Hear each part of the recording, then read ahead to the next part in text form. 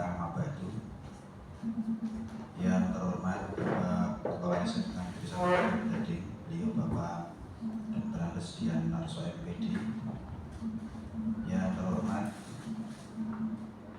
Wakakurikulum, beliau Bapak Ahmad Soleh SPD, serta Bapak dan Ibu guru sekalian yang kami hormati, serta perwakilan dari orang tua murid yang hadir yang kami hormati dan kami banggakan. Puji syukur alhamdulillah, mari kita panjatkan kehadirat Allah Subhanahu wa taala yang telah memberikan limpahan rahmat dan hidayahnya sehingga pada pagi hari ini kita semua dapat berkumpul di ruangan ini dengan izin dari Allah pada acara diseminasi pemimpin dalam pengelolaan sumber daya oleh calon guru penggerak angkatan ke-10 Bapak Rizky Adianto SPD. Mudah-mudahan acara pada kesempatan kali ini senantiasa memberikan keberkahan untuk kita semua. Amin Allahumma amin. Yang kedua, sholawat dan salam marilah kita sanjungkan kehadiran junjungan kita Nabi besar Nabi Muhammad SAW, Nabi yang kita nantikan syafaatnya di hari kiamat. Amin Allahumma amin. Bapak Ibu yang kami hormati, sebelum acara diseminasi ini kita mulai, kami selaku pembawa acara akan menyampaikan susunan acara diseminasi pemimpin dalam pengelolaan sumber daya hari ini. Acara yang pertama yaitu pembukaan, acara yang kedua sambutan dari Bapak Kepala Sekolah, acara yang ketiga itu acara inti pemaparan materi diseminasi, dan acara yang terakhir yaitu penutup.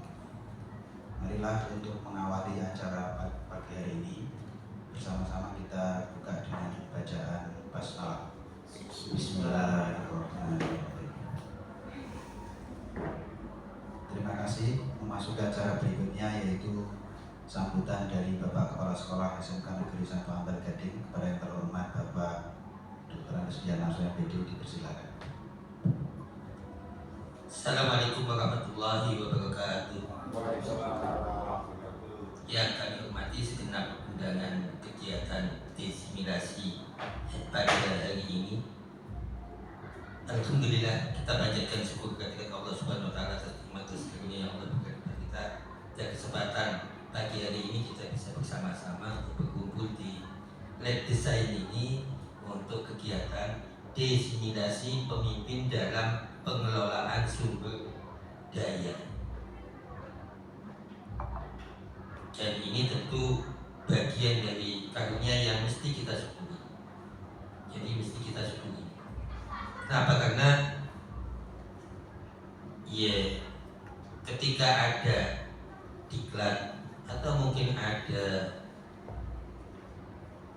semacamnya, termasuk juga ada di sana ada kegiatan yang berkaitan dengan guru penggerak, mestinya yang ikut diklat atau ikut pelatihan dan seterusnya itu punya kewajiban untuk mendesimilasikan materi-materi yang sudah didapatkan, tentunya yang sesuai. Ketika tadi diklat berkaitan dengan program keahlian tertentu, ya jadi desimilasinya untuk program keahlian tertentu yang sesuai. Termasuk juga ketika tadi berkaitan dengan diklat atau pelatihan guru penggerak, yang disimulasinya ke bapak ibu guru yang ada di sekolah tersebut. Sehingga harapannya ketika kemudian semakin banyak bapak ibu guru yang mendapatkan disimulasi, maka kompetensi yang ada pada kegiatan pelatihan itu semuanya akan semakin ada peningkatan terkait dengan kompetensi tersebut, dan harapannya kemudian diimplementasikan dalam pembelajaran, sehingga pada akhirnya ujung-ujungnya yang kemudian menjadi ujung untuk kegiatan-kegiatan bapak ibu guru adalah peningkatan kompetensi peserta didik. Jadi peningkatan kompetensi peserta didik. Kalau dikaitkan dengan yang sekarang materinya, pemimpin dalam pengelolaan sumber daya. Jadi pemimpin dalam pengelolaan sumber daya. Kita ini semua pemimpin. Dan sebagai bapak ibu guru juga termasuk di dalamnya adalah pemimpin pembelajaran. Jadi pemimpin pembelajaran. Dan ketika dikaitkan dengan perencanaan kegiatan, maka perencanaan kegiatan ini harapannya sesuai dengan aset yang ada atau berbasis aset. Jadi kegiatan-kegiatan itu berbasis aset, termasuk kegiatan belajar mengajar ini juga berbasis aset. Akhirnya kita dituntut untuk kemudian bagaimana ya ketika kita KBM atau secara umum kegiatan ini mampu untuk mengelola sumber daya yang ada, aset-aset yang ada. Sehingga untuk disimilasi kali ini juga sangat relevan sekali. Ini disimilasikan mestinya pada semua bapak ibu guru, tetapi kan mengingat kondisi yang ada, sebagian dari bapak ibu guru harapannya juga sebagian yang ikut disimilasi ini nanti juga menyampaikan ke bapak ibu guru yang lain atau mencontohkan paling tidak atau mengimplementasikan di kegiatan pembelajaran. Sehingga harapannya akan semakin banyak tadi yang mengimplementasikan kegiatan-kegiatan hasil diklat, pelatihan atau sejenisnya dari bapak ibu guru yang ikut. Sekali lagi kan tidak memungkinkan kemudian semua ikut diklat semua dengan diklat yang sama. Biasanya ya tadi perwakilan untuk bapak ibu yang ikut diklat. Sehingga ini patut kita syukuri, dan harapan kami, harapannya ya peserta diklat ini juga pada akhirnya menindaklanjuti dan juga mengimplementasikan di kegiatan pembelajaran. Dan kami mengucapkan terima kasih kepada Pak Rizky, juga kepada Bapak Ibu yang diundang dan berkenan hadir pada kesempatan hari ini. Mudah-mudahan kegiatan ini termasuk kebaikan, dan insya Allah kebaikan akan mendatangkan kebaikan-kebaikan yang lain, dan pada akhirnya mendatangkan keberkahan bagi semuanya, khususnya bagi peserta didik SMK Negeri 1 Ampel Gading. Demikian dari kami, kurang lebihnya mohon maaf. Kami kembalikan kepada pembawa acara. Namun sebelumnya saya mohon maaf tidak bisa tadi membersamai sampai selesai, karena ada hal lain yang juga segera diselesaikan. Demikian dari kami, kurang lebihnya mohon maaf. Assalamualaikum warahmatullahi wabarakatuh. Disampaikan terima kasih pada Bapak Kepala Sekolah atas arahan dan sambutannya. Bapak Ibu sekalian yang kami hormati, acara berikutnya yaitu acara inti pemaparan materi diseminasi pemimpin dalam pengelolaan sumber daya yang akan disampaikan oleh Bapak Rizky Hadianto SPD selaku calon guru penggerak angkatan ke-10. Pada Bapak Rizky Hadianto dipersilakan.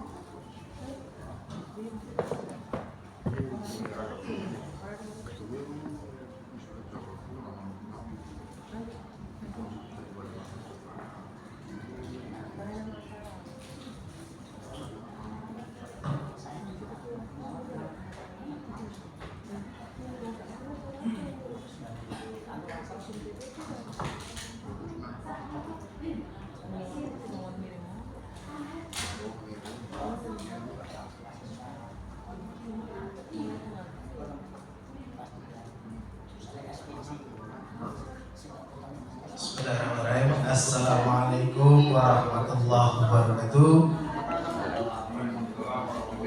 Yang saya hormati Bapak Dr. Andes Dianarso selaku Kepala SMK Negeri 1 Ampel Gading, Bapak Ahmad Soleh selaku kurikulum, Bapak dan Ibu guru, kemudian orang tua siswa, terima kasih atas kehadirannya, dan perwakilan dari siswa SMK Negeri 1 Ampel Gading. Alhamdulillahirrahmanirrahim, bersyukur kehadiran Allah Subhanahu wa Ta'ala yang telah melimpahkan rahmat hidayah dan inayahnya kepada kita semua, sehingga kita dapat berkumpul bersama dalam kegiatan acara diseminasi pemimpin dalam pengelolaan sumber daya. Salawat serta salam kita junjungkan kepada Nabi Agung Nabi Muhammad SAW yang dijadikan syafaatnya di hari yaumil qiyamah nanti. Amin amin ya rabbal alamin. Bapak Ibu yang saya hormati, nyuwun sewu ngapunten, saya izin mendiseminasikan tugas dari guru penggerak. Ini modul 3.2. Inilah tugas yang terakhir untuk mendiseminasikan sebelum kegiatan lokakarya yang ke-6 itu harus sudah selesai, ada due date-nya.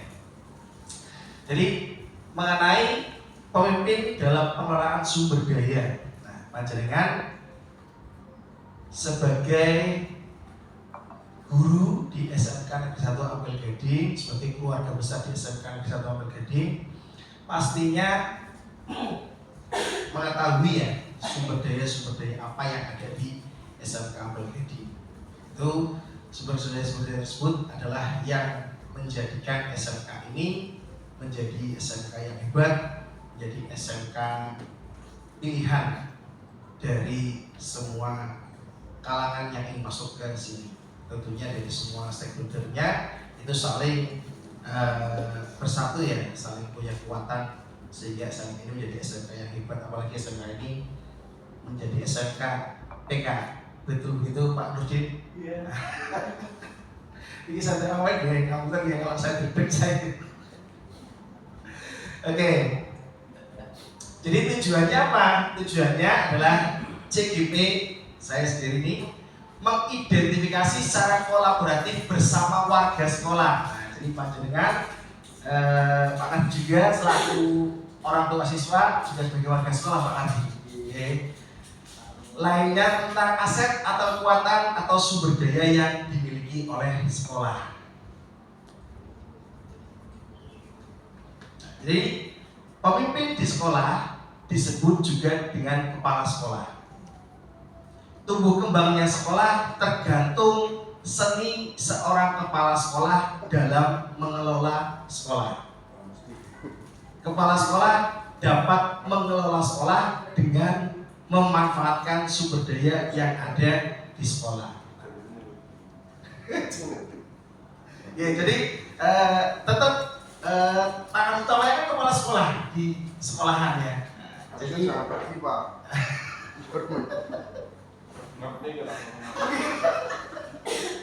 jadi bagaimana sih sekolah ini bisa maju, sekolah ini bisa bersaing dengan sekolah-sekolah lain? Itu ya seninya ada di kepala sekolah. Bagaimana seorang kepala sekolah itu dapat mengelola sumber daya yang ada di sekolah itu dengan cara maksimal, dengan cara yang diharapkan oleh semua komponen pada sekolah. Konsep sekolah sebagai ekosistem. Sekolah merupakan sebuah ekosistem yang kompleks, terdiri dari berbagai komponen yang saling berinteraksi dan mempengaruhi satu sama lain. Komponen-komponen tersebut meliputi guru, murid, orang tua, masyarakat, dan lingkungan sekolah. Di satuan ekosistem tersebut, ya tidak bisa guru berjalan sendiri, orang tua berjalan sendiri, punya tujuan yang berbeda, yang akan ketemu tujuan utamanya apa dari sekolah tersebut. Jika diibaratkan sebagai sebuah ekosistem, sekolah adalah sebuah bentuk interaksi antara faktor biotik, yaitu unsur hidup, dan abiotik, unsur yang tidak hidup. Kita SD kan belajar mengenai biotik dan abiotik ya.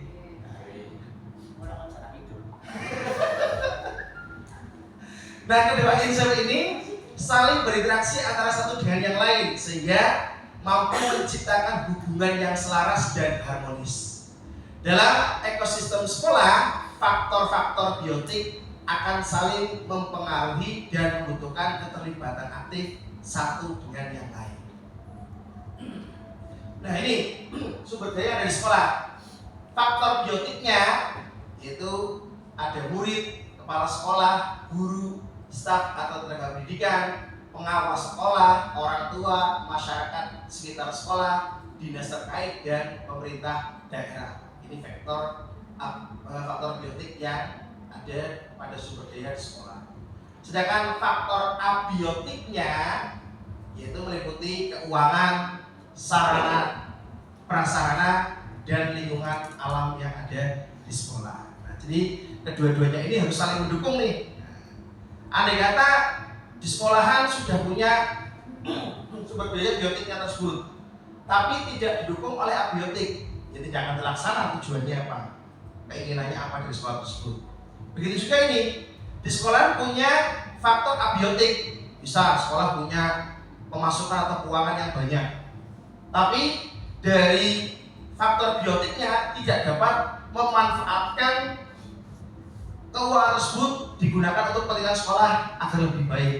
Nah, akhirnya kan tidak terjadi ekosistem yang baik antara keduanya. Kemudian dua pendekatan dalam mengidentifikasi aset sekolah. Jadi dua pendekatan ini, yang pertama adalah pendekatan berbasis kekurangan atau masalah. Jadi dalam hal menentukan atau mengidentifikasi aset sekolah, kita akan menggunakan pendekatan yang mana? Yang pertama itu berbasis keuangan, berbasis kekurangan atau masalah. Yang kedua berbasis aset atau kekuatan. Tinggal mana yang biasa digunakan di sekolahan kita ini. Nah, jadi bisa juga kita menggunakan basis kekurangan, bisa juga kita menggunakan basis aset atau kekuatan. Kita yang akan kita bahas di sini adalah keduanya ini. Nah, pendekatan berbasis kekurangan dan pendekatan berbasis aset ini dalam tabelnya. Pada tabel berbasis pada kekurangan, fokusnya adalah pada masalah dan isu. Sedangkan pada berbasis aset, fokusnya pada aset dan kekuatan. Kedua, berkutat pada masalah utama. Jadi adalah pada berbasis kekurangan. Yang kedua ini membayangkan masa depan. Apa sih harapannya ke depan? Jadi tidak hanya masalah sekarang itu seperti apa terselesaikan, tapi juga punya harapan ke depannya seperti apa. Jika saya akan menggunakan ini terselesaikan, dan ke depannya apa yang akan terjadi. Nah, itu adalah menggunakan berbasis pada aset atau kekuatan. Yang ketiga, mengidentifikasi kebutuhan dan kekurangan. Selalu bertanya, apa yang kurang? Kemudian ada aset, berpikir tentang kesuksesan dan kesuksesan yang telah diraih dan kekuatan untuk mencapai kesuksesan tersebut. Jadi kita berpikir di sini nih, kesuksesan yang telah diraih dan kekuatan untuk mencapai kesuksesan tersebut apa saja yang akan kita lakukan. Yang keempat, fokus mencari bantuan dari sponsor atau institusi lain. Ini kan menjadi hal yang sangat bagus ya harusnya ya. Ya sih. Tapi tidak maksimal karena di sekolah itu ada sumber daya apa sih? Kira-kira kalau kita akan mengadakan kegiatan, kemudian kita terpaku ada langkah duitnya. Akhirnya kan kalau pada berbasis pada kekurangan pasti akan mencari sponsor, ya, cari sponsor. Itu pun kalau ada. Nah kalau nggak ada, maka pada berbasis pada aset ini di sini akan memanfaatkan sumber daya yang ada di sekolah. Ya, contohnya, misalkan ada kegiatan wisuda atau pelepasan siswa ya. Kalau menggunakan iuran itu kan dilarang. Ya kan, sekolah kan tidak boleh menarik iuran. Jadi bagaimana cara sekolah bisa melakukan kegiatan tersebut tanpa menarik iuran? Pastinya bisa dilakukan, tapi dengan cara yang sederhana, karena memanfaatkan sumber daya yang ada di sekolah. Nah, tinggal kesepakatan antara dari pihak sekolah dengan siswa itu bisa mengadakan apa tidak dengan hal yang berbasis pada aset yang ada. Jadi kan hanya memaksimalkan pada sumber daya yang ada. Nah, itu. Jadi perbedaannya di situ. Kemudian merancang program atau proyek untuk menyelesaikan masalah. Kemudian kalau yang pada aset, merancang sebuah rencana berdasarkan visi dan kekuatan. Visi sekolahnya apa? Kekuatannya bagaimana kalau kita melakukan ini. Kemudian pada berbasis kekurangan, mengatur kelompok yang dapat melaksanakan proyek. Pada berbasis aset, melaksanakan rencana aksi yang sudah diprogramkan. Itu adalah pendekatan berbasis kekurangan dan pendekatan berbasis aset. Jadi, dalam pengelolaan sumber daya terdapat dua pendekatan utama yang dapat digunakan, yaitu pendekatan berbasis kekurangan dan pendekatan berbasis aset. Pendekatan berbasis kekurangan fokusnya adalah mengidentifikasi dan memperbaiki kekurangan atau kelemahan yang ada. Sedangkan pendekatan berbasis aset berfokus pada mengoptimalkan kekuatan dan potensi yang dimiliki. Oke. Pendekatan berbasis kekurangan atau masalah akan memusatkan perhatian kita pada apa yang mengganggu, apa yang kurang, dan apa yang tidak berfungsi dengan baik. Kita mengeluhkan banyak fasilitas sekolah yang tidak berfungsi baik, buku ajar yang tidak lengkap, atau sekolah yang tidak memiliki laboratorium. Nah, kekurangan yang dimiliki ini mendorong cara berpikir negatif kita, sehingga fokus kita adalah bagaimana mengatasi semua kekurangan atau apa yang menghalangi tercapainya kesuksesan yang ingin diraih. Semakin lama, secara tidak sadar kita menjadi seorang yang tidak nyaman dan curiga yang dapat menjadikan kita buta terhadap potensi dan peluang yang ada di sekitar. Misalnya ruang. Kalau ini pengalaman saya dulu di sekolah sebelumnya ya, keterbatasan ruang. Nah, bagaimana kita memanfaatkan ruang agar siswa bisa belajar dengan baik? Maka kita harus memanfaatkan lingkungan-lingkungan yang ada di sekitar kita. Jadi tidak terpacu belajar itu harus di dalam ruangan. Di mana saja pun kita bisa melakukan kegiatan belajar pada siswa.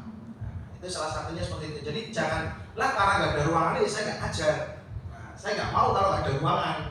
Nah, seperti itu. Nah. Kemudian pendekatan berbasis aset adalah sebuah konsep yang dikembangkan oleh Dr. Catherine Kramer, seorang ahli psikologi yang menekuni kekuatan berpikir positif untuk pengembangan diri. Pendekatan ini merupakan cara praktis menemukanali hal-hal yang positif dalam kehidupan.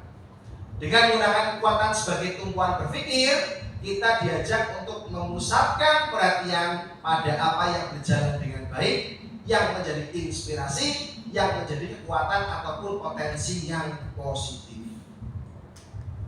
Nah, ini suasana rapat yang bagaimana termasuk dalam contoh pendekatan berbasis kekurangan dan mana yang merupakan pendekatan berbasis aset atau kekuatan.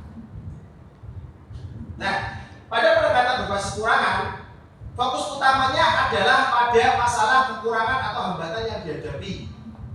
Suasana rapatnya cenderung negatif atau pesimis karena perhatian lebih banyak diberikan pada hal-hal yang tidak berjalan dengan baik atau kekurangan yang ada. Suasana rapat dipenuhi dengan keluhan dan kritik. Peserta rapat lebih banyak membahas masalah yang terjadi seperti keterbatasan fasilitas, rendahnya keterlibatan siswa, atau kurangnya dukungan dari orang tua. Narasi yang sering muncul, siswa kita kurang disiplin, motivasi belajar mereka rendah, kita kekurangan sumber daya untuk membuat mereka lebih tertarik.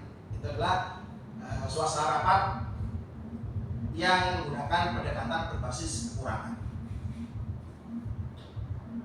Pendekatan penyelesaian masalahnya, berbasis kekurangan tadi, peserta cenderung mencari siapa yang salah atau siapa yang bertanggung jawab atas masalah tersebut daripada mencari solusi yang konstruktif. Sedangkan suasana rapat pada pendekatan berbasis aset atau kekuatan, pendekatan ini berfokus pada kekuatan, potensi, dan aset yang dimiliki oleh individu atau kelompok. Suasana rapat lebih optimis dan solutif dengan fokus pada bagaimana memanfaatkan kekuatan yang ada untuk mengatasi tantangan. Suasana rapatnya rapat dipenuhi dengan ide-ide positif dan berbagi pengalaman sukses. Peserta rapat membahas cara-cara untuk memanfaatkan kekuatan yang sudah ada, seperti semangat siswa dalam kegiatan ekstrakurikuler dan dukungan dari komunitas lokal. Narasi yang sering muncul, siswa kita sangat antusias dalam kegiatan olahraga. Bagaimana kita bisa manfaatkan semangat ini untuk meningkatkan motivasi belajar mereka di kelas? Itu narasi-narasi yang muncul. Nah, pendekatan penyelesaian masalahnya, peserta rapat mencari solusi yang berbasis pada kekuatan yang sudah ada dan berusaha untuk memperkuat aspek positif yang terbukti berhasil. Jadi, itu adalah suasana ada pendekatan berbasis aset atau kekuatan. Nah, sebelum saya mengidentifikasi pemetaan aset yang ada di SMK Negeri 1 Ampel Gading, kita explain dulu ya.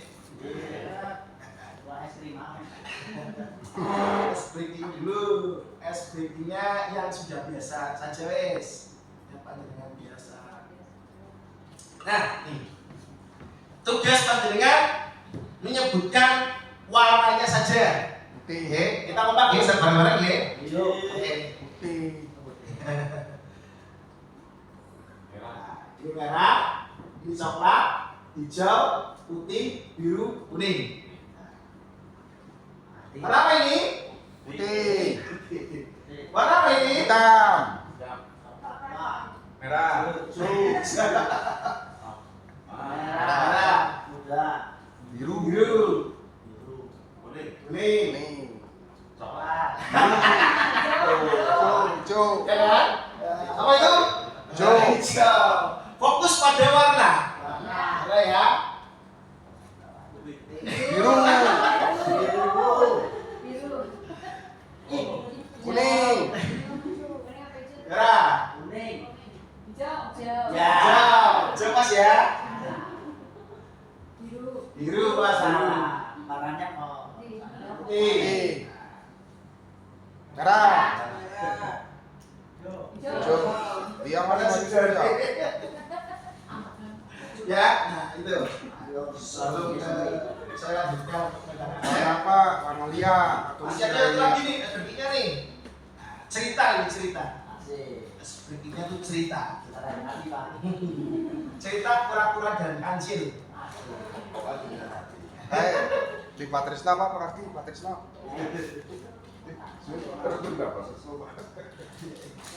pensiun Pak. Oh, 2000. Film mana? Nah, cerita baru tentang kura-kura dan kancil. Nah, kalau cerita yang lama, panjenengan sudah tahu semua pastinya. Tapi ini kita flashback yang lama dulu. Suatu hari, kura-kura dan kancil berdebat tentang siapa yang lebih cepat. Lebih cepat siapa, Ardi? Kura-kura. Kenapa kura-kura, Pak Ardi? Oke. Mereka menyetujui jalur tertentu untuk bertanding dan mulailah mereka bertanding. Sang kancil melesat dengan cepat dan setelah merasa jauh melampaui kura-kura, dia berhenti sejenak di bawah pohon untuk beristirahat sebelum memulai lagi perlombaannya. Sang kancil terduduk di bawah pohon dan akhirnya tertidur. Dan kura-kura berhasil melampauinya dan keluar sebagai juara. Sang kancil terbangun dan mendapatkan dirinya kalah di dalam perlombaan tersebut. Kenapa kancil kalah, Pak Ardi? Karena tidur. Maksud dari cerita ini adalah mereka yang lambat apabila konsisten akan dapat memenangkan pertandingan. Ya, Gara PKRI berarti. Nah, jadi ini adalah cerita yang biasa kita dengar masa kecil. Jadi kalau cepat konsisten itu akan lebih baik, ya kan? Tapi kan dalam cerita itu tadi kan bahwasanya kura-kura lebih lambat, ya daripada kancil. Artinya tapi kalau kura-kura tersebut tetap jalan, ini tidak tahu ternyata kancil tidur di bawah pohon.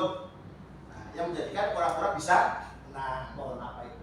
Pohon ciprukan. Nah, baru-baru ini seorang bercerita tentang versi yang baru. Sang kancil sangat kecewa dengan kekalahannya, lalu melakukan analisis penyebabnya.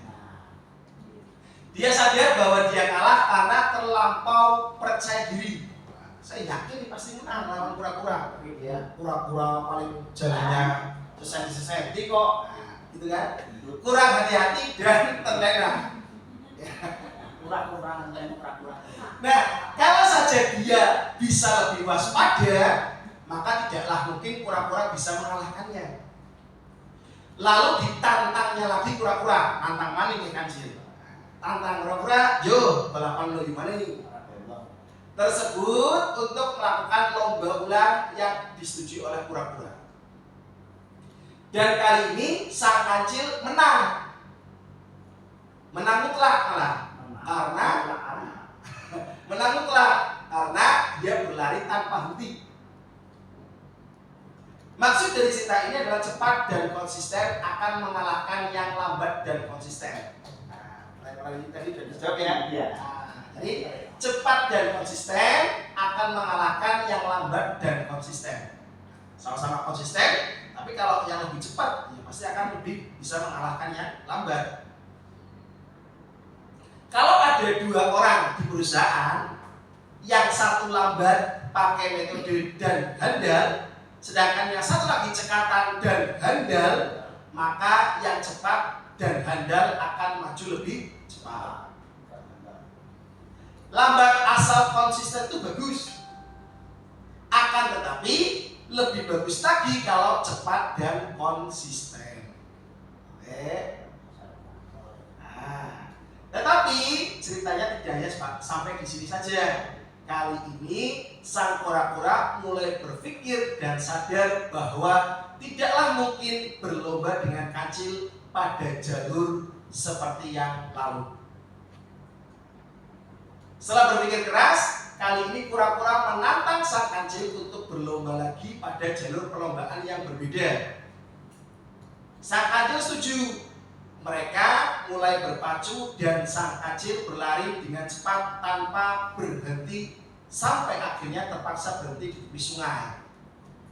Karena harus menyeberang, rupanya garis finishnya terletak beberapa ratus meter setelah tepi di seberang sungai. Sang kancil bingung, tidak tahu harus berbuat apa. Dan tak lama kemudian muncul kura-kura menyusul dengan santainya menyeberang sampai ke garis finish dan memenangkan pertandingan. Maksudnya apa? Pertama, temukan kekuatan utama pada diri kita, ya, ada panjenengan semua. Kemudian carilah tempat bertanding yang sesuai dengan kekuatan yang ada pada diri kita. Di perusahaan, kalau Anda pandai berbicara, carilah kesempatan untuk memberikan presentasi sehingga pimpinan Anda bisa melihat kemampuan Anda. Kalau kekuatanmu adalah menganalisis, carilah peran yang membutuhkan kemampuan menganalisis. Bekerja pada kekuatanmu bukan hanya menunjukkan kehebatanmu, akan tetapi juga menciptakan kesempatan untuk maju dan berkembang.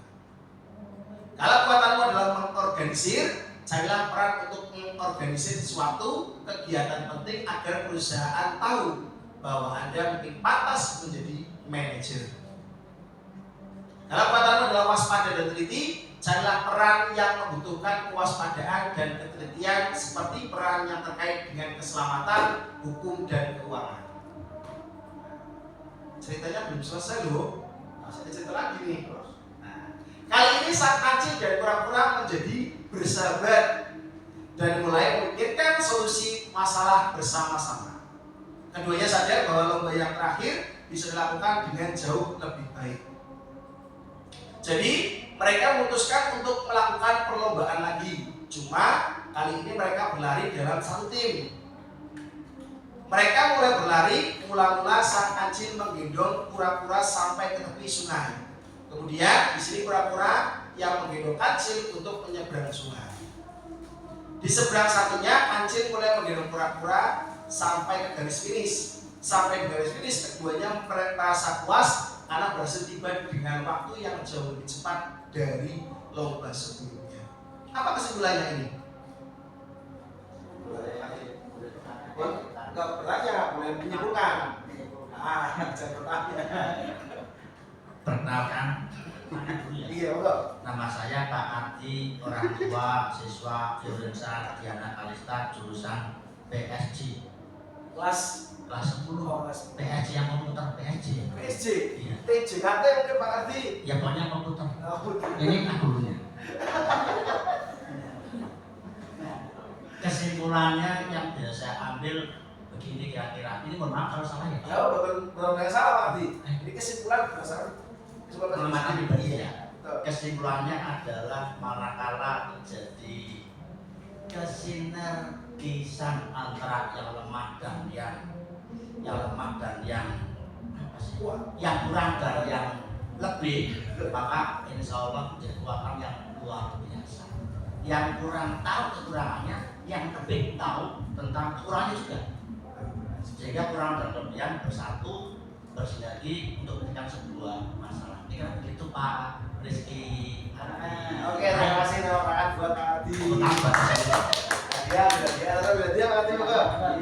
Terima kasih Pak Ardi. Disesuaikan dengan kekuatan kita ya. Nah, maksudnya dari cerita ini adalah bagus menjadi orang yang brilian dan mempunyai kekuatan utama. Akan tetapi tanpa bisa bekerja sama di dalam satu tim dan menjalin masing-masing kekuatan utama, hasilnya tidak akan maksimal. Karena selalu ada situasi di mana Anda berkinerja kurang sedangkan rekan lainnya lebih baik. Jadi kita itu satu kesatuan. Nah, di SMK ini juga sama, semua satu kesatuan antara guru yang satu dengan guru yang lain. Kerjasama adalah masalah kepemimpinan yang sesuai dengan situasi, yaitu dengan memberikan kesempatan kepada seseorang yang memiliki kompetensi inti yang sesuai dengan situasi mengambil alih kepemimpinan. Ada lagi yang dipelajari, yaitu bahwa kancil maupun kura-kura tidak pernah menyerah setelah mengalami kegagalan. Bahkan sang kancil bekerja lebih keras setelah kegagalannya. Sedang kura-kura mengubah strateginya karena dia sudah berusaha sekuat tenaga. Dalam hidup ini, kalau kita menghadapi kegagalan, terkadang bisa diatasi dengan bekerja lebih keras dan menambahkan usaha. Jangan lupa dengan doa. Kadang lebih cocok untuk mengubah strategi dan melakukan sesuatu yang berbeda, dan terkadang lebih cocok melakukan keduanya. Keduanya saling belajar, sesuatu pelajaran yang sangat penting. Kalau kita berhenti berkompetensi dengan saingan kita, saingan dalam hal positif ya di sini ya, lalu mulai berkompetensi dengan situasi, kita akan mendapatkan kinerja yang jauh lebih baik. Ringkasnya, cerita ini mengajarkan bahwa cepat dan konsisten akan selalu lebih baik daripada lambat dan konsisten. Ambil peran sesuai dengan kekuatan utama kita, kumpulkan kekuatan dan bekerja di dalam tim akan selalu mengalahkan jagoan individu. Jangan pernah menyerah kalau gagal, dan akhirnya bersainglah melawan situasi, jangan melawan pesaing. Begitu berarti. Itu adalah sedikit ice breaking ya, ice breaking cerita. Nah, kemudian sebelum saya menyampaikan pemetaan aset yang ada di SMK Negeri 1 Ampel Gading, saya ingin menayangkan video profil SMK Negeri 1 Ampel Gading terlebih dahulu. Bahwa kita merisani sarang-sarang.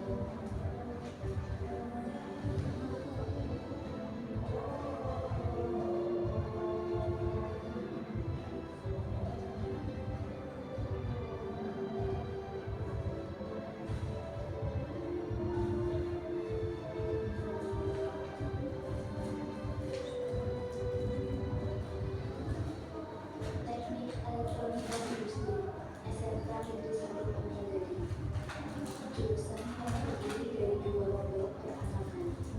Jurusan ini mendidik para peserta didik untuk membuat alat-alat elektronik, tetapi tidak untuk TV, kulkas, dan radio.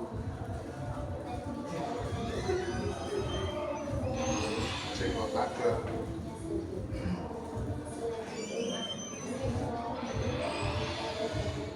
Rangkaian power supply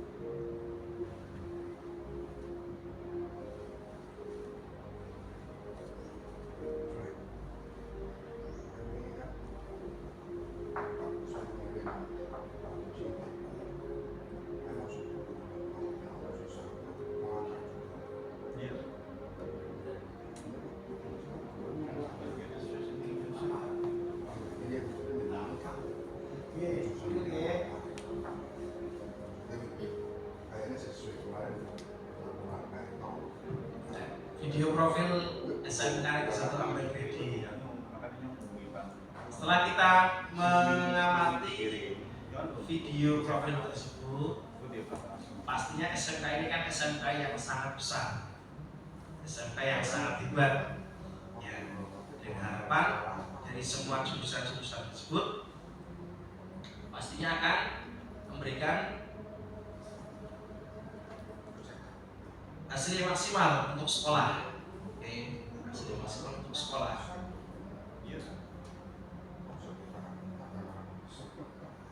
Oke, nah kemudian diskusi dengan kepala sekolah berdasarkan pemetaan aset yang ada di SMK Negeri 1 Ampel Gredi. Nanti kalau bisa ada yang kurang, mohon bisa menambahkan ya, karena mungkin saya belum maksimal untuk mengamati mengenai pemetaan aset yang ada di SMK Negeri 1 Ampel Gredi. Jadi modal-modalnya apa saja? Modal-modalnya ada 7 di sini, yaitu modal manusia, modal sosial, modal fisik, modal politik, modal lingkungan alam, modal agama atau budaya, dan modal finansial.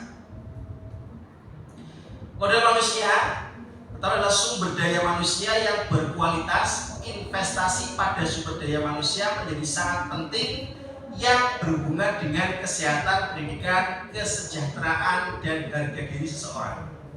Contohnya, kecakapan memimpin sekelompok orang dan kecakapan seseorang berkomunikasi dengan berbagai kelompok. Kecakapan yang berhubungan dengan kewirausahaan, contohnya kecakapan dalam mengelola usaha, pemasaran, dan negosiasi.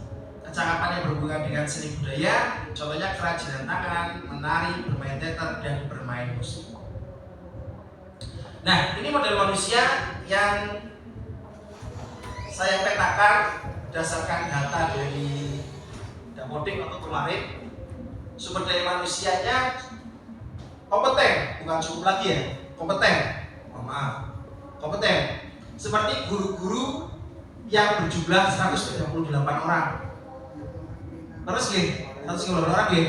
Nah, itu sesuai dengan data Pak Dian kemarin waktu nge-share Sulitja. Kemudian yang sebagian besar sudah ASN, ya, hampir 100% sudah ASN dan bersertifikat pendidik. Guru yang berkualitas dan menguasai IT, kemudian memiliki 1 guru penggerak, Pak Chandra, dan 2 orang CGP, saya dan Bu Artiti. Kemudian tenaga pendidikan sesuai kualifikasi pendidikan dan bekerja dengan penuh rasa tanggung jawab. Terus siswa mudah diarahkan. Nah, siswa mudah diarahkan ya, anak-anak ya. Dan aktif dalam pembelajaran. Kemudian pengawas sekolah memiliki wawasan luas dan melakukan supervisi secara berkala sehingga dapat mengawasi secara maksimal. Kepala sekolah mempunyai dedikasi dan loyalitas yang tinggi, disiplin, tegas, dan memiliki semangat untuk memajukan sekolah. Ya, gurunya terdiri dari ada yang PNS, P3K, honorer, memiliki kompetensi profesional, pedagogik, kepribadian, dan sosial yang mampu berinovasi, berkolaborasi, berkomunikasi, dan sebagainya. Kemudian di sini wali murid, komite, dan tokoh masyarakat mendukung penuh program-program sekolah yang berpihak pada murid. Pak Kadri selaku orang tua siswa pasti akan mendukung Pak Kadri. Apa program yang dicanangkan oleh sekolah pasti orang tua mendukung. Terus betul Pak Kadri. Alhamdulillah. Kemudian model sosial, norma dan aturan yang mengikat warga masyarakat yang ada di dalamnya, mengatur pola perilaku warga, juga unsur kepercayaan, trust, dan jaringan antara unsur yang ada di dalam komunitas masyarakat. Contoh-contoh yang termasuk di dalam model sosial antara lain asosiasi atau kelompok komunitas masyarakat dengan tujuan bekerja sama yang tujuannya dengan tujuan sama dan saling berbagi untuk satu sama lain. Nah, model sosial di sini dari kekeluargaan antara warga sekolah terjalin dengan baik. Terbukti ada kegiatan menjenguk orang sakit, kondangan bareng. Kemudian apa lagi Pak Ardi? Mungkin ada yang belum saya sampaikan. Presir. Oh iya. Aduh, kenapa di kok saya Pak? Presir orang tua. Oh iya. Oh Bandung. Apalagi Bandung modal sosial ada di SMK di Taman Gede Bandung. Ya saya. Presir orang tua. Sebenarnya sudah diucapkan semua itu kebersamaan. Bersama ya. Modal kebersamaan ya kayak jangan ada Jumat berkah. Jadi sosial yang tinggi dari teman kita mungkin yang jadi modal utama di samping kebersamaan tidak hanya kita pada acara piknik malam ibu-ibu macan cantik bahwa sebenarnya tidak perlu untuk antar guru untuk pensiun, tapi dibuktikan dengan kebersamaan yang hanya pelepasan versi macan itu ya macan cantik itu yang di saya sebut di Bidadari Amga. Jadi modal sosial kita sudah kuat, modal SDM kita sudah siap. Ada berapa yang modalnya yang siap, modal manajemennya yang siap, gitu aja. Kalau modal lainnya, aset semuanya sudah komplit lah, malah lebih turah-turah, tapi modal manajemen yang kita kurang, modal manajemen kepemimpinan juga kurang kita. Jadi kita akan terkendala pada saat pengelolaan asetnya, modal aset kekayaan kita. Walaupun kita banyak orang, seperti dulu Pak Birin, banyak orang, tapi nyari untuk jadi salah satu pemimpin aja susah. Karena apa? Tidak dikelola dengan baik manajemennya. Yang terakhir itu adalah manajemen pengelolaan inventarisasi. Itu sangat kurang. Kita bisa beli, tapi kita tidak bisa rawat.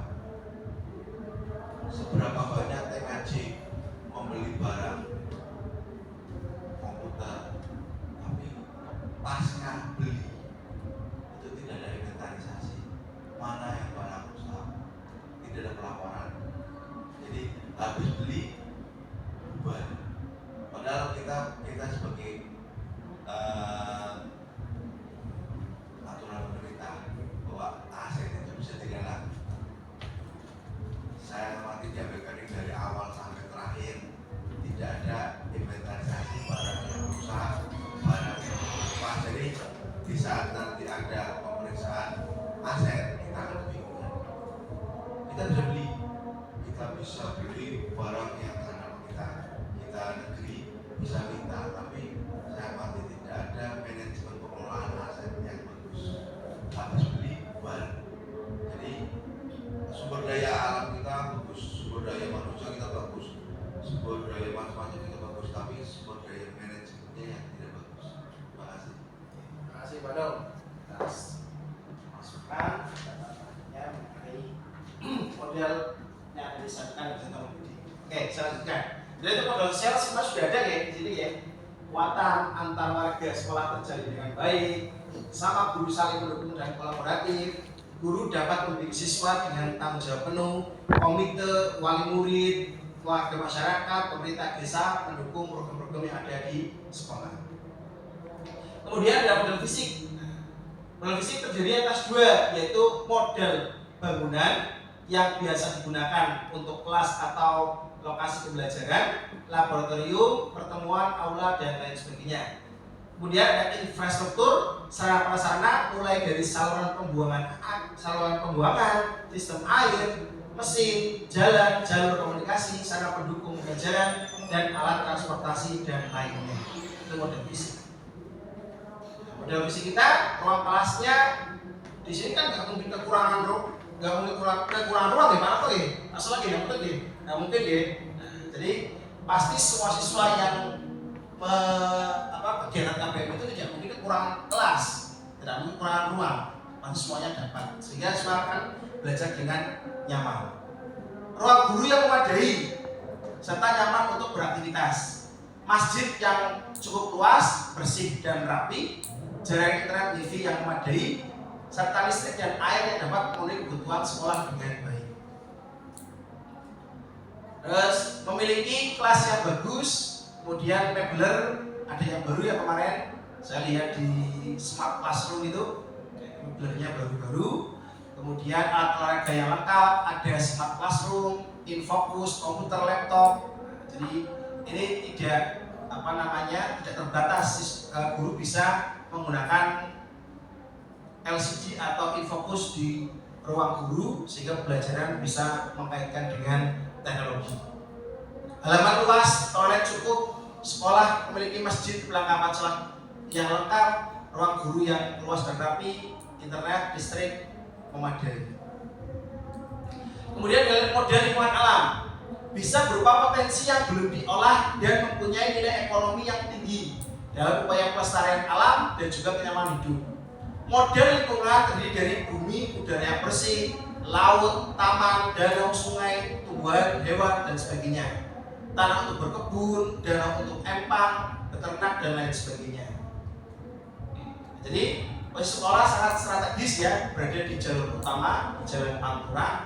Sekolah dekat dengan pantai, ada sentra industri, dekat juga dengan jalan tol, sehingga akses mudah untuk mobilitas. Kemudian yang keenam ada modal politik.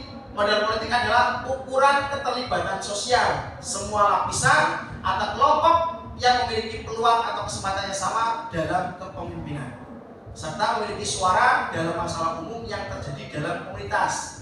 Lembaga pemerintah atau perwakilannya yang memiliki hubungan dengan komunitas seperti komunitas sekolah, pelayan kesehatan, pelayan listrik, dan lainnya.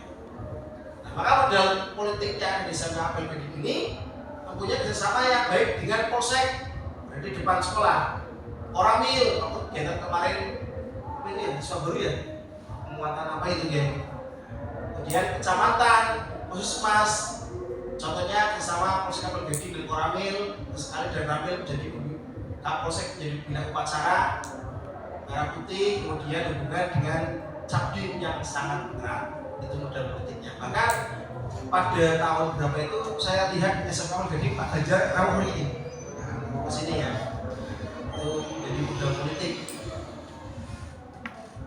Memiliki MOU bersama dengan puskesmas, dengan pemerintah desa, pihak kepolisian, PLN, dan lain sebagainya, itu modal politiknya. Kemudian model budaya, upaya pemberian bantuan, empati, perhatian, kasih sayang, unsur dari kebijakan praktis. Kebudayaan yang unik setiap daerah merupakan serangkaian ide gagasan norma perlakuan sehingga menghasilkan manusia yang hidup berkembang dalam sebuah ruang geografis. Sedangkan agama merupakan suatu sistem berperilaku yang mendasar dan berfungsi untuk mengintegrasikan perilaku di dalam sebuah komunitas, baik perilaku lahiriah maupun simbolik.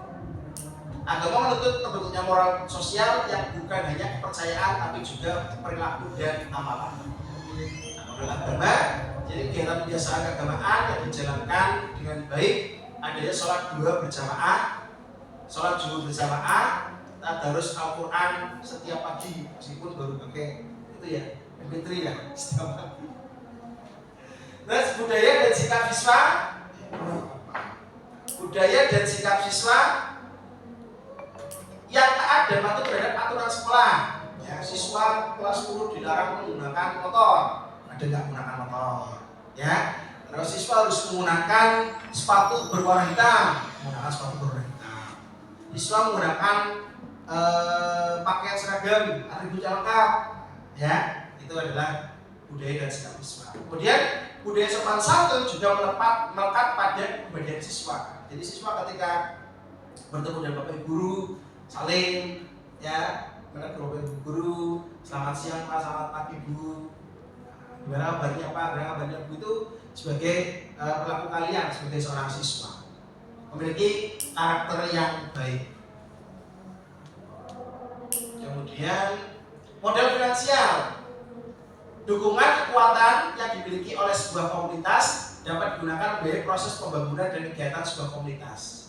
Model finansial termasuk tabungan, hutang, investasi, pengurangan, pendapatan pajak, dan lain sebagainya. Nah, jadi kalau model finansial yang ada di SMK Negeri 1 APLPD, yang saya tahu itu bos pasti ada, Kemudian BOP dari provinsi pasti dapat. Kemudian bantuan sekolah pusat unggulan. Nah, ini nanti yang perlu saya tanyakan kepada Bapak Ibu guru di sini berkaitan dengan hal tersebut. Kemudian DAK mungkin juga ada ya, sekali sekolah mendapatkan. Kemudian yang terbaru itu ada teaching factory, memasukkan dari teaching factory, TEFA atau apalah itu yang dari jurusan itu bisa menjadikan modal finansial sekolah. Karena kan segala sesuatunya pasti harus dibutuhkan dengan modal. Nah, kalau modalnya nggak ada, gimana mau berjalan? Kan begitu kan? Nah, jadi model-model yang ada di sekolah, apalagi SMK itu kalau bisa ya itu dimaksimalkan. Bagaimana dari semua jurusan itu bisa menghasilkan produk-produk yang bisa dijual dan itu menjadikan penghasilan untuk sekolah. Nah, rencana tindak lanjutnya melalui pemetaan aset yang telah dilaksanakan, maka diharapkan menjadi kekuatan sekolah untuk meningkatkan kualitas pembelajaran yang berdampak pada murid. Untuk itu perlu dilakukan evaluasi program-program sekolah yang selama ini berjalan agar lebih maksimal. Ini dokumentasinya saya ambil dari Google ya, karena nggak punya dokumentasi komplit. Ya, ini modal finansial. Begitu Bapak Ibu yang bisa saya sampaikan untuk ada kesempatan presentasi pada pagi hari ini. Terima kasih atas waktunya. Saya ucapkan wassalamualaikum warahmatullahi wabarakatuh. Waalaikumsalam warahmatullahi wabarakatuh.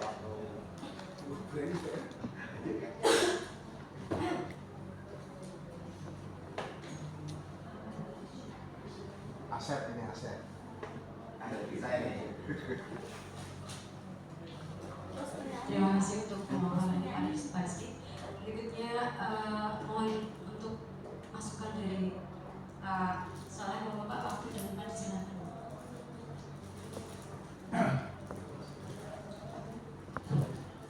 Oke, terima kasih dan saya ucapkan selamat buat Pak Rizky Adianto SPD yang hari ini menjalankan salah satu rangkaian tugas dari CGP. Yang pertama, yang kedua, ini tema yang menarik, Pak. Ya. Jadi kalau Pak Dihani mengikuti itu sangat bagus. Ya. Cuma kayaknya udah tahu Pak, karena jangan mau menyampaikan tema ini. Ya, jadi ada 3 hal Pak. Kalau saya sederhana sih ya. Kalau saya dengan Pak Hanum bisa ke Pak Hanum ya, karena Pak Hanum datang lebih dulu. Saya baru 15 tahun Pak, kalau beliau lebih dari 15 tahun. Cuman gini Pak, ada 3 hal ya. Dalam hal kepemimpinan, memang menjadi salah satu kunci di sebuah lembaga itu, kuncinya adalah leadership Pak. Ya, mungkin bisa dicatat oleh Pak Rizky, nanti mungkin bisa jadi bahan diskusi. Dalam kepemimpinan kepala sekolah itu ada yang namanya E-Maslim Pak. Pernah dengar Pak? Baru dengar ya?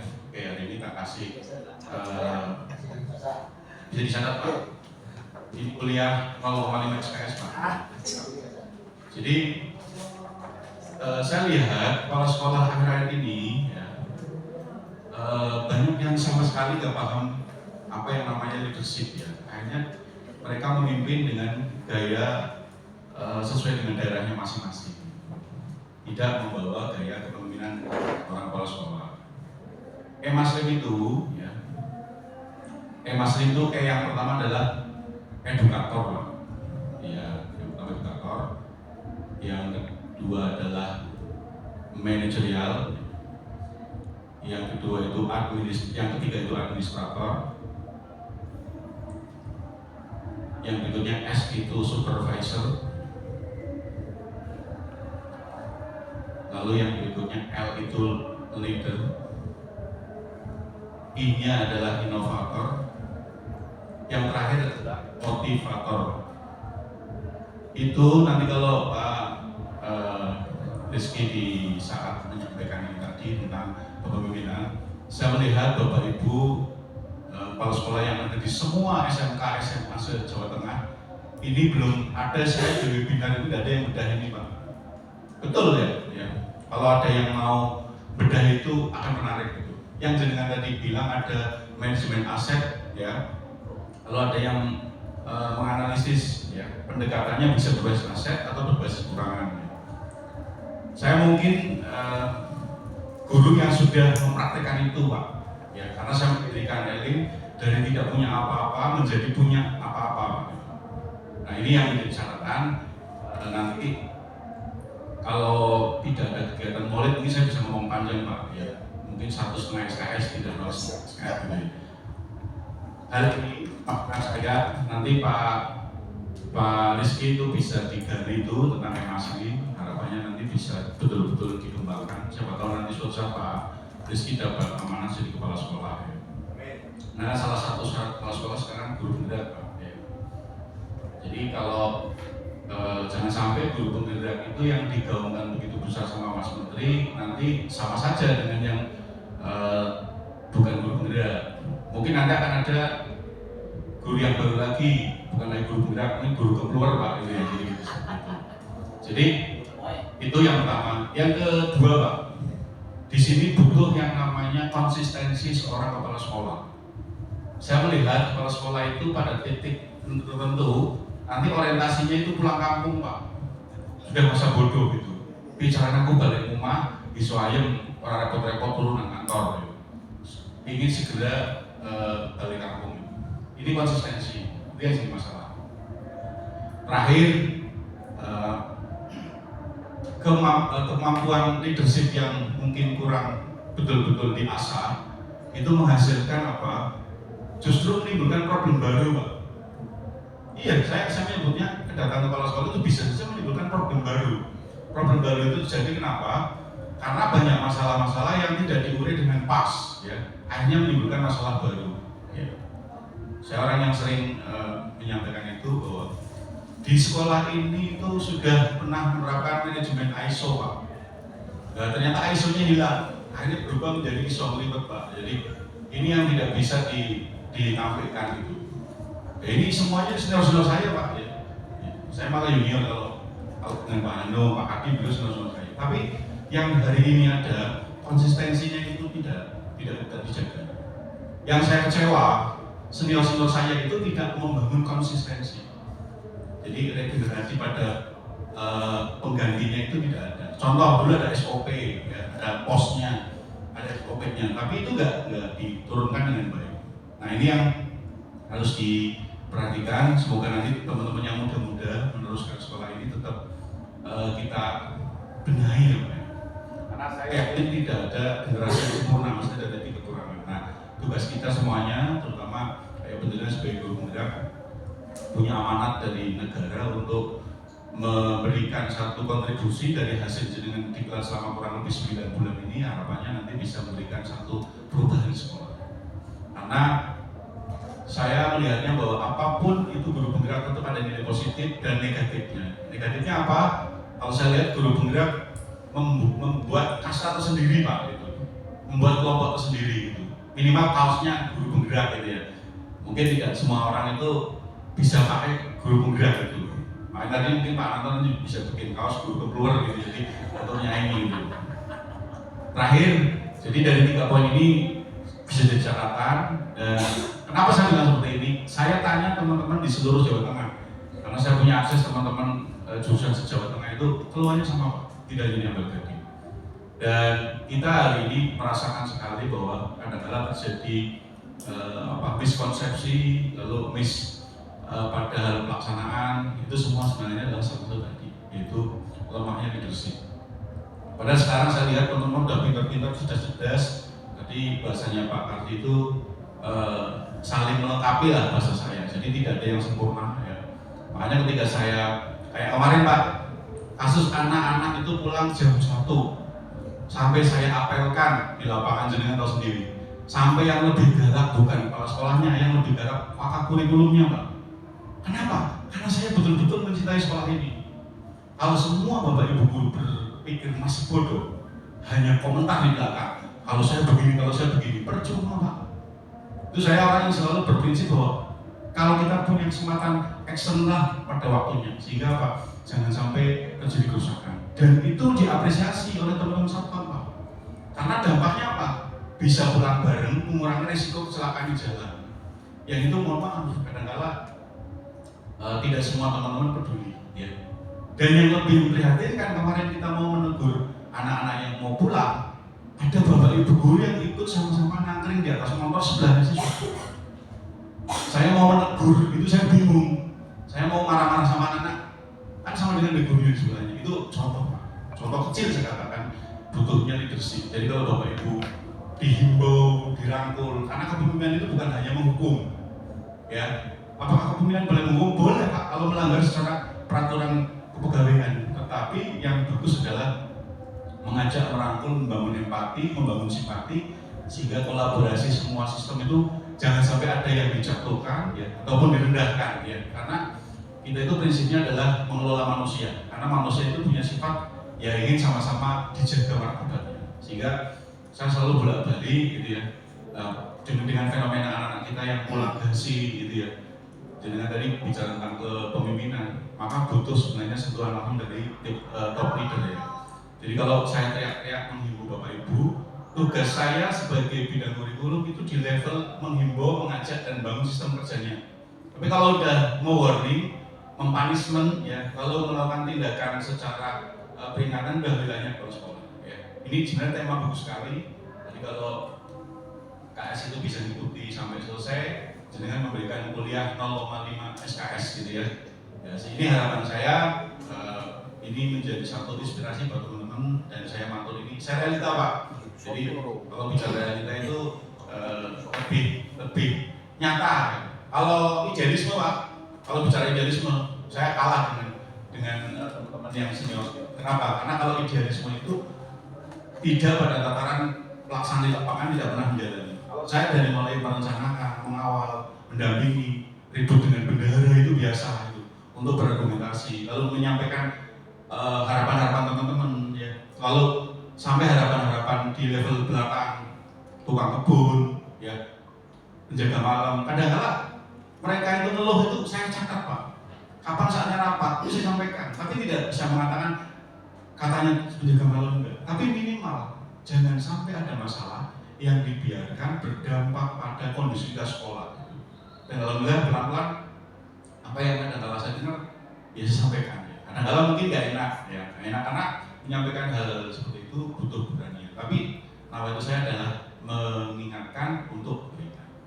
Sementara itu Pak Rizky dan selamat, semoga nanti proses ini berjalan sampai selesai dan apapun yang jenengan lakukan di klub ini silakan nanti bisa di-sharingkan ke teman-teman.